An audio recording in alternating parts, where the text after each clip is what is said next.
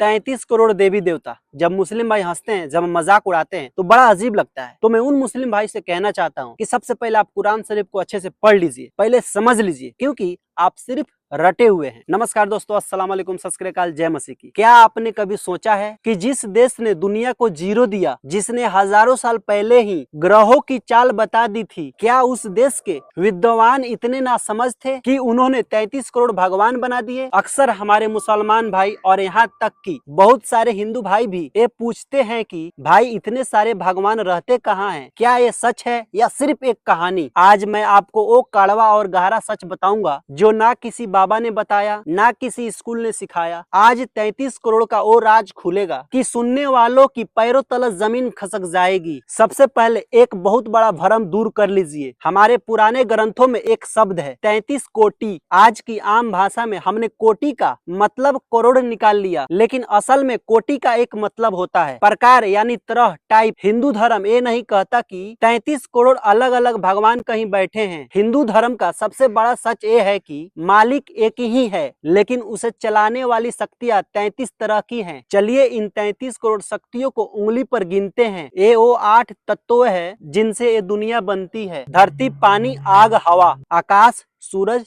चांद और तारे। ये हमारे शरीर के अंदर की वो 11 ऊर्जाएं हैं जो हमें जिंदा रखती हैं। ये साल के 12 महीने हैं जो समय को चलाते हैं। एक है बिजली, दूसरा है ज्ञान। इन 8 + 11 + 12 + 2 को मिलाओगे तो कुल 33। अब आप कहोगे कि फिर इन्हें भगवान क्यों कहा गया है? इसे एक बहुत ही आसान उदाहरण से समझिए। एक बहुत बड़ी कंपनी होती है तो उसका मालिक तो एक ही होता है, लेकिन क्या वो अकेला मालिक सब कुछ संभाल सकता है? नहीं। उस कंपनी को चलाने के लिए अलग अलग विभाग होते हैं। कोई बिजली का विभाग संभालता है, कोई पानी का, कोई सफाई का और कोई सुरक्षा का। अगर आप बिजली वाले के पास जाकर अपना काम करवाते हैं तो इसका मतलब ये नहीं है कि आपने मालिक को बदल दिया। मालिक वही एक है। सब ये अलग अलग विभाग उस कंपनी की व्यवस्था को सही रखने के लिए बनाया गया है। ठीक वैसे ही वो परमेश्वर मालिक एक ही है, लेकिन इस पूरी दुनिया की व्यवस्था को चलाने के लिए ये 33 शक्तियां उसके अलग अलग विभाग की तरह काम करती है। इसे ऐसे देखिए, सूरज एक ही है, लेकिन उसकी रोशनी